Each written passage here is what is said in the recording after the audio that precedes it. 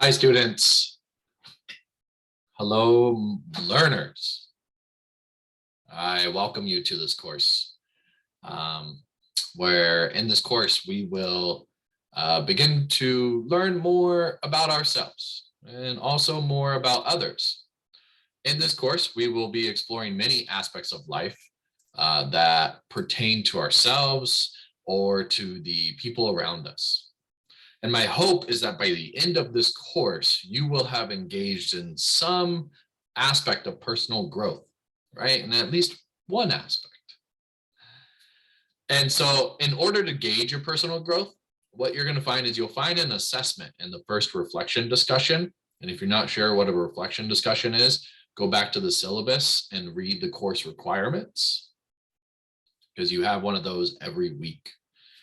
And so go into that first reflection discussion, and I want you to honestly complete the assessment that's in there.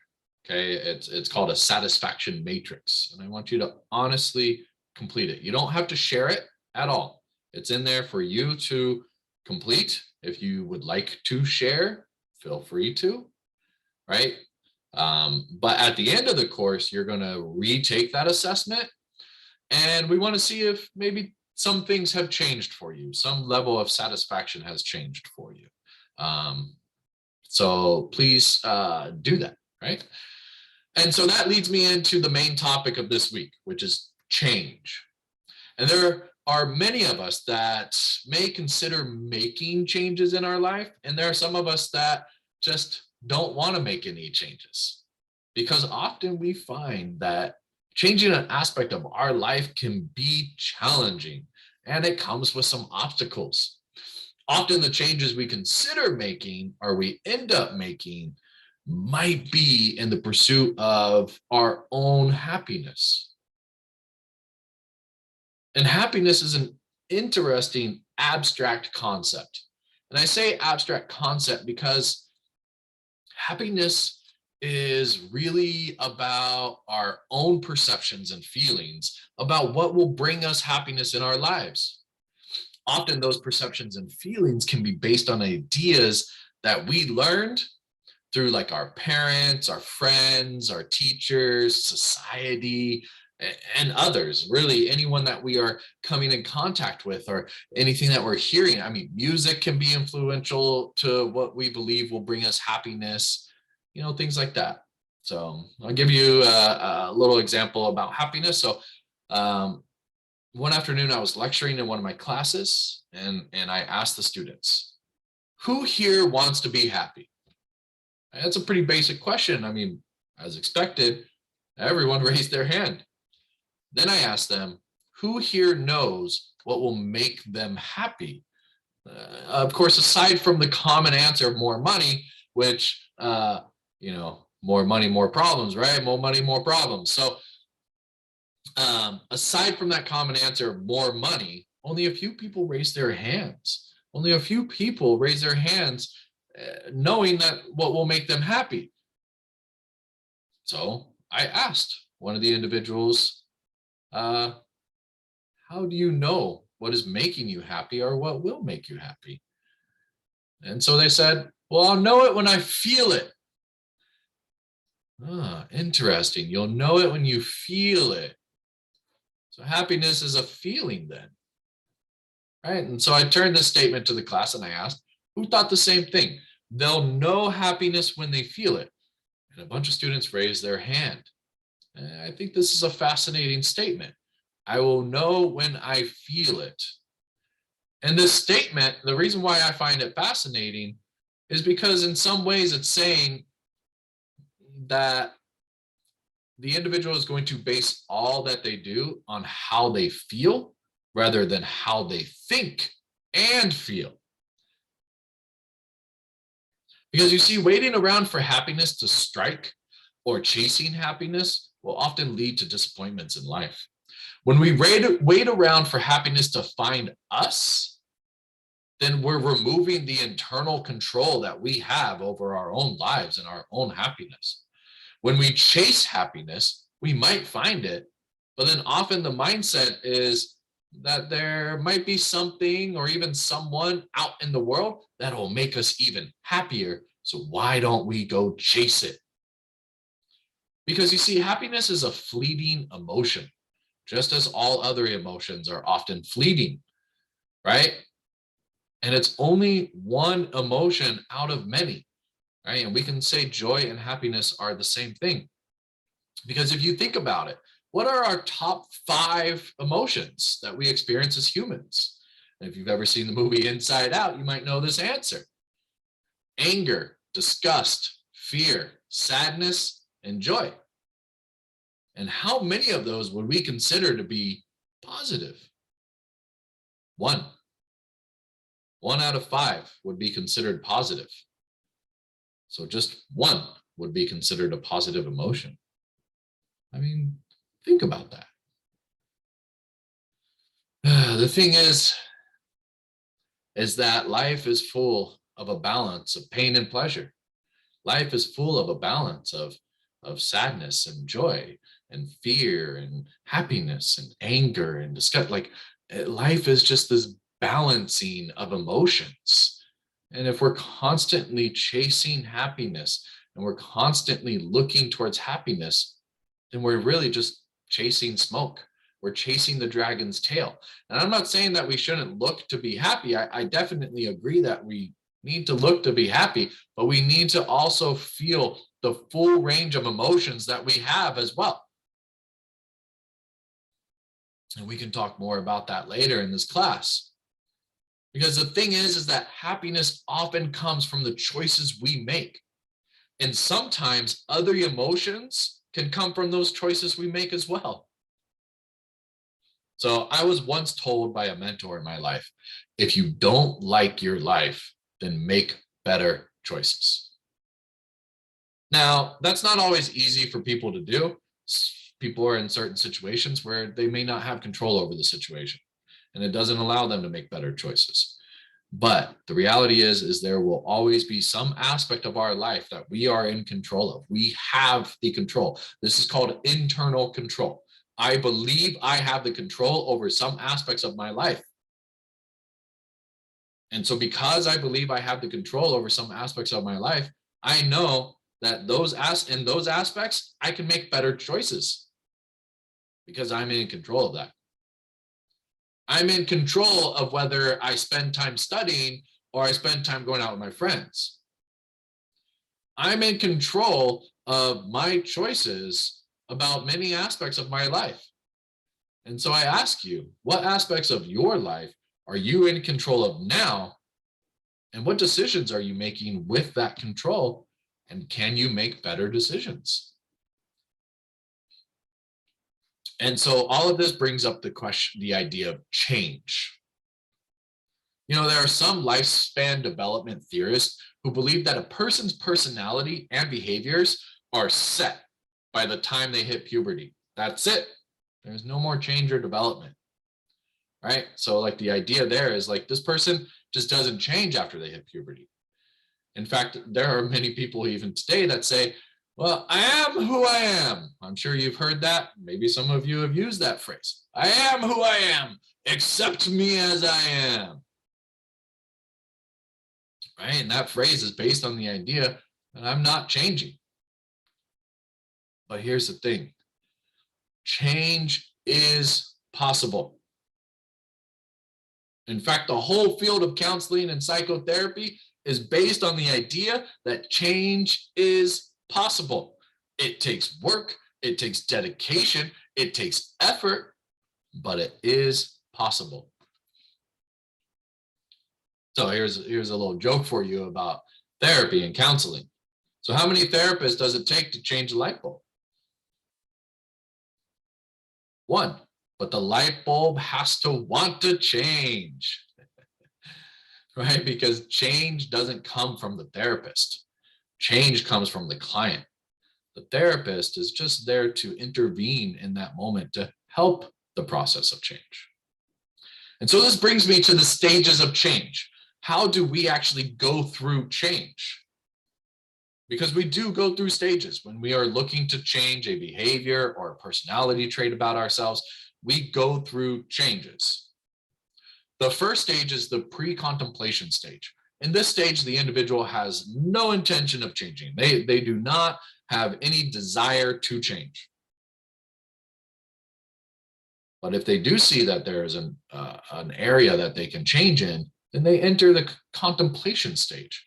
Now they're aware of a problem and they're considering overcoming that problem. They're considering committing to finding a solution. The interesting thing is in this stage, this is often where people just stop. They're aware they have a problem. They consider, finding a solution for the problem, but they don't want to commit to finding a solution for the problem. But if they do commit, then they move into the preparation stage. In the preparation stage, the individual has all intention to take action immediately. And in fact, often in the preparation stage, we will start to see small behavioral changes in the individual where they actually are starting to make these little changes in what they're doing. Now, as they're making these changes, they move into the action stage where they are taking real solid steps to start to modify this behavior in order to solve a problem.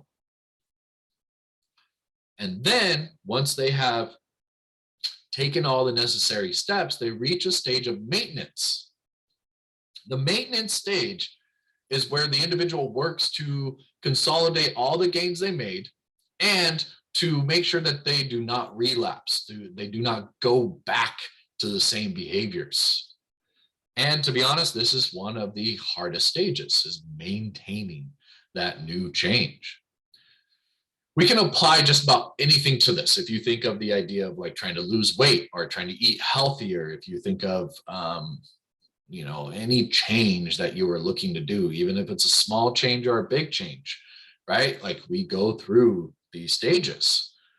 And oftentimes like working out, we all know exercise is good for us.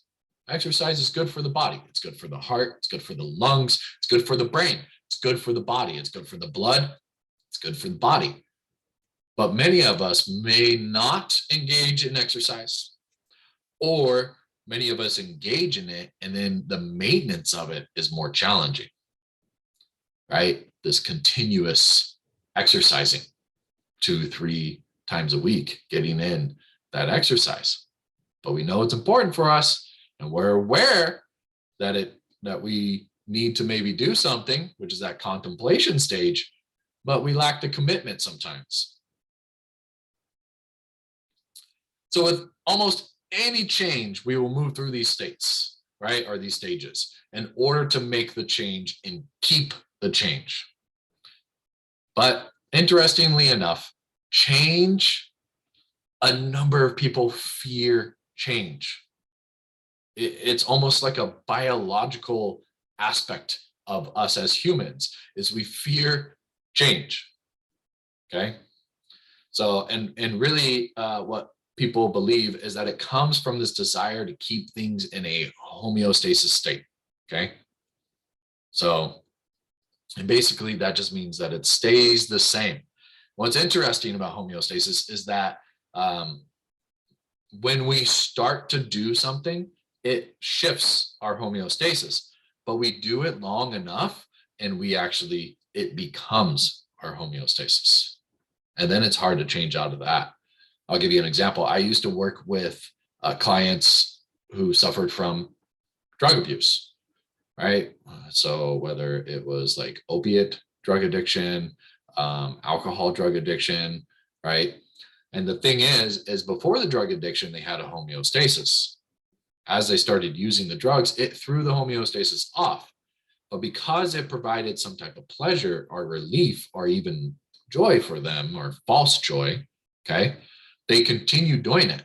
And then eventually, over time of continuing to do it, it became their homeostasis. So when I have clients coming to me who have been drug users for years and years and years, and I'm trying to help them make these changes, it is adjusting their homeostasis. Removing the drug throws their homeostasis off, and they have a hard time with that. The body has a hard time with that. The mind has a hard time with that. Okay. But the reality about change is that it is the only constant in life. Change will always happen. Now, personal growth is an area that many people focus on when it comes to change. We'll be doing some of that in this class. Like, that's my hopes, is that as we go through these discussions and we go through this class, that you will start to develop within yourself either a better self-awareness or a better understanding of other people, right? Because you see, the thing is many of us humans, we want to be better.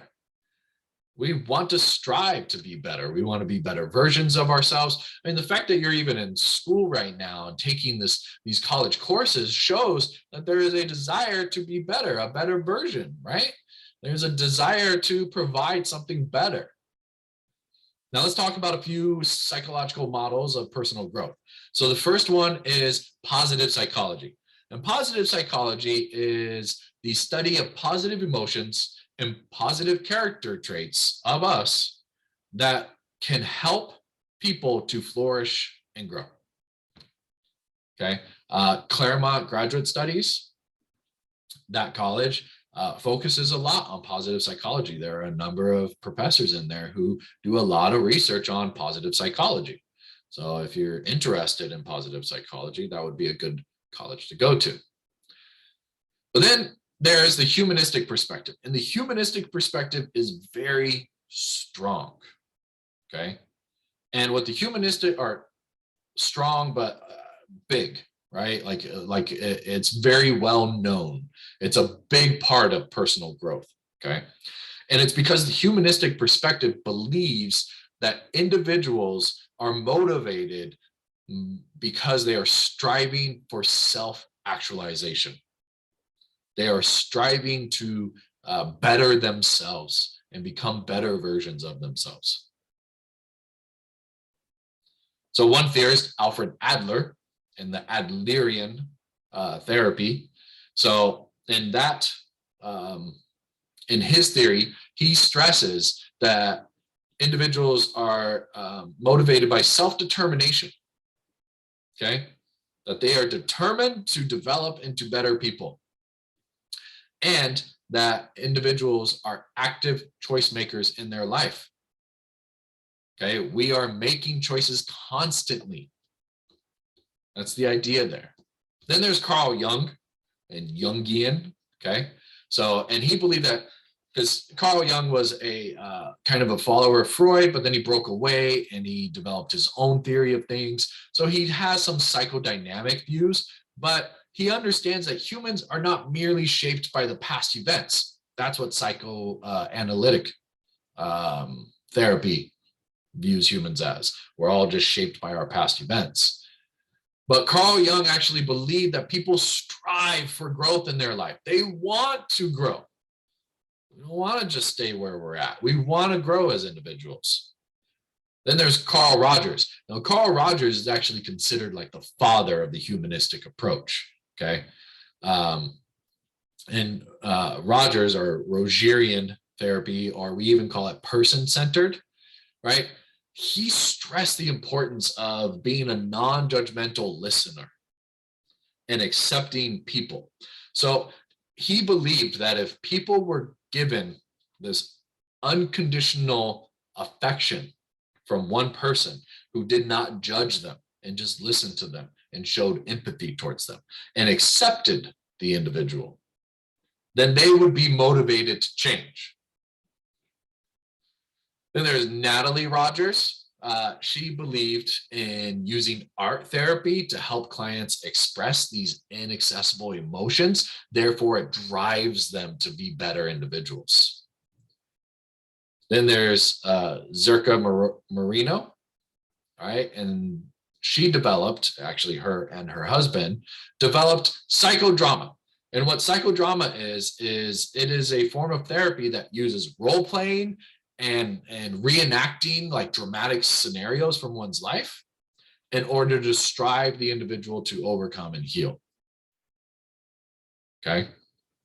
Then you have Virginia Satir, and she developed experiential therapy, which is about using like spontaneity, creativity, and humor, self-disclosure, risk-taking, and touch. So Satir was very much about personal touch, okay, and that touch connected individuals. She worked a lot with helping to heal families, but she was very focused on the person and what was going on with the person. And it's very interesting. If you look up Virginia Satir, she's like, I want to say 6'2", 6'3". And if you watch some of her videos, you'll see her walking around like a room where she's working with a family and she's adding this personal touch, and she has some self-disclosure going on, and she's throwing in a little humor, and she's kind of like doing things right on the spot a lot of times. And there's a lot of like movement and getting people to move around, getting people to do things and experience themselves. Okay. And then lastly, there's Abraham Maslow. Abraham Maslow, who also created Maslow's hierarchy of needs, which was kind of a ripoff of a particular tribe in the North Dakota. Okay. The Blackfoot tribe actually created something similar, but that's a different discussion. So Abraham Maslow focused and emphasized on the idea of joy and creativity and self-fulfillment.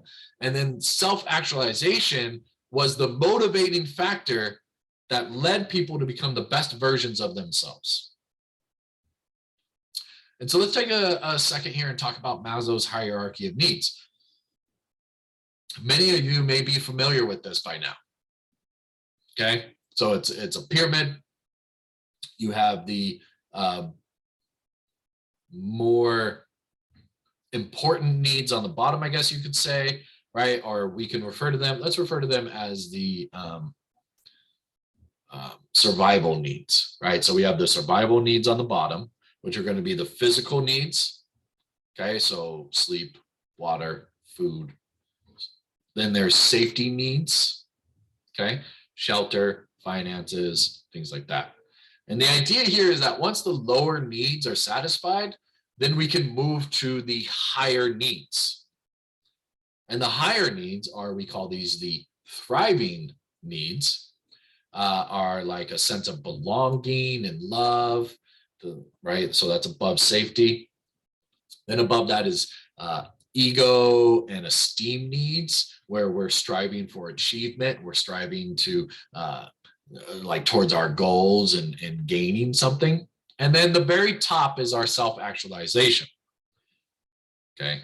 Now you might be asking, what are some characteristics of someone who is self-actualizing? Now notice I said self-actualizing, right? They're working on it currently. And I say that because people are striving to achieve self-actualization. But as Maslow pointed out in his own research, that the moment of self-actualization is more of like a peak experience for someone. And so they hit this peak, okay? They experience it, but then that feeling or the self-actualization will go away. I'll give you an example of this, right? So I'm going through grad school, right? I'm pursuing my ego and esteem needs. I'm self-actualizing through this behavior, right? Through going through grad school. And on the day I graduate, which was also my birthday, the same day, right? I walk up on that stage. I get my hood, okay, for getting my master's degree. I shake the hands of my professors. I come down. I am in tears. It was an amazing day. I had strived so hard to work towards that goal. And then I hit that goal and I was feeling overjoyed, right? And I was feeling a huge sense of pride in what I accomplished. But then I go to sleep that night and I wake up the next day, and the reality is I don't have a job. I don't really have any money coming in, right? So I drop back down, right? So I hit that peak experience and it was wonderful and amazing. And it's not that it goes away, but then reality sets in and it's like, okay, well, now that I've done this, I need to start doing other things. So then I start working again through self-actualization or self-actualizing myself, getting a job, trying to make money, working at that, doing that, so on and so on. And just recently, I got hired as a full-time professor here at Chafee, and that was a peak experience for me. It's like, oh, I hit that peak of self-actualization. But at the same time, now I have to work at other things, right? So that's the idea is just understand that self-actualization is often hitting a peak experience. And the idea is that we are constantly trying to self-actualize. But here are some core characteristics of an individual who is working, right? Who is self-actualizing. So self-awareness, which I hope you gain more of that in this class. A sense of freedom, basic honesty towards others and themselves. They're honest with themselves too. Caring for themselves, caring for others. Trust, right? So their sense of trust towards others and they are trustworthy. Also autonomy, where they feel that they have the freedom to make their choices, okay? And self-transcendence, where they are actually working at moving themselves up in that hierarchy of needs. All right, now lastly, there is what's called choice theory. And choice theory was created by William Glasser. And William Glasser explains that everything we do can be broken down into our attempts to satisfy our basic needs. And he explains that our basic needs are survival, sense of belonging and love, power or achievement, freedom or independence or autonomy, and fun or learning. Now, I know some of you may think fun and learning, but the reality is when we are engaging in fun, we are often also learning. So yes, like the idea of partying is fun, but just think about like when you're playing a game or you're engaging in some activity that you have to learn, right? It can be fun, okay? So now Glasser also created what's called reality therapy, and reality therapy with choice therapy are theory. So reality therapy is based on the idea of setting and achieving one's goals. So it's working towards the goals to improve one's life. Choice theory is based on the idea that we make choices, and those choices are how we improve our life. So we set the goals and then we make the choices to reach those goals. The key procedures used in practice of reality theory or therapy are, you can look at them through the acronym, okay? WDEP. So first are the wants and needs. Then we set the direction, what we're going to do, okay? Then we evaluate how effective is what we're doing. Is it going to reach our goals, right? And then we also have planning. So we need to plan out the steps on what we're going to do to reach our goals. Now, choice theory is one of my favorite theories for therapy and personal growth because it goes back to the saying my mentor told me: if you don't like your life, make better choices. Something to note is that better isn't always different, but different is almost always better. So we have to do something different if we want different outcomes. And so if you want to learn more about choice theory, I posted a couple of interviews that were done on a couple of interviews. I posted them on Canvas. One interview is from William Glasser, and one is from a student of William Glasser, right? And so in this week's reflection discussion, I posted an exercise from choice theory that'll help you to assess what your highest needs are and how you might try to satisfy those needs. And I believe that knowing what your highest needs are will help you to gain a better self-awareness. And we will be taking assessments and different things in this course that's going to help you gain a better self-awareness. All right, I will end with a brief discussion on fixed versus growth mindset. Because the reality is one's mindset can determine the person they become. In fact, I like to say, whether you believe you can or you believe you can't, you're probably right. If someone has a fixed mindset, then they believe their qualities are fixed as a person. They're etched in stone, they're unchangeable. And then they will constantly think that they will need to prove themselves over and over and over again, but never actually change to better themselves. Versus someone who has a growth mindset, where they believe that they can learn from their failures, right? That there are life lessons that they can learn. A challenge is an opportunity to learn something and grow. They think that they can create and change. They understand that there is effort to it, but they're willing to put in the effort because they want to strive to develop. So the growth mindset is more open to the idea of change. The fixed mindset is less open to the idea of change. So I ask you, which mindset do you currently have? And which mindset has a greater chance of success?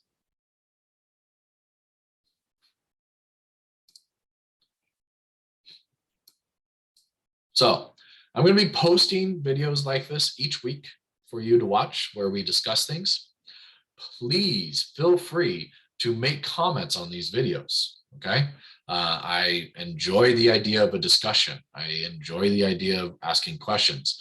The comments will not be graded, but I do ask that you be kind and respectful when you are making comments. So I will post them as a discussion board so that you can feel free to make comments on the video or generate a discussion amongst each other.